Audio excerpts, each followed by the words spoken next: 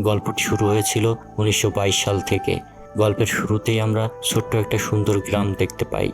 এই গ্রামের বেশিরভাগ মানুষই মুসলিম ছিল। গ্রামটি শহর থেকে অনেক দূরে।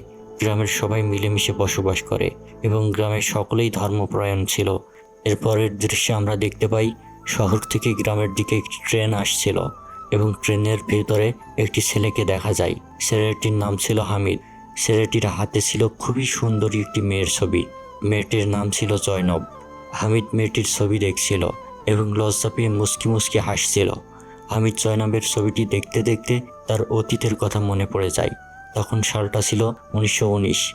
এইখানে দেখা যায় হামিদ একটি বয়স্ক লোকের সাথে কথা বলছে। লোকটির নাম ছিল রহমত। লোকটি মূলত জয়নবের বাবা। এখানে জয়নবের বাবা হামিদকে জিজ্ঞেস করে, তোমার পরবর্তী লক্ষ্য কী? তখন হামিদ বলে, আমি তাবলীগ করতে চাই এবং ইসলাম সম্পর্কে আরও অধিক জ্ঞান অর্জন করতে চাই।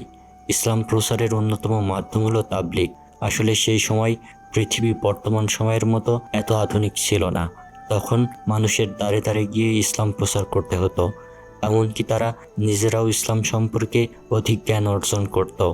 হামিদের এসব কথা শুনে রহমত অনেক খুশি হয়ে যায়। আর এমন সময় হঠাৎ করে জয়নবের মা চলে আসে এবং জয়নবের বাবাকে বলে, গ্রাম থেকে তোমার ভাতিজা এসেছে।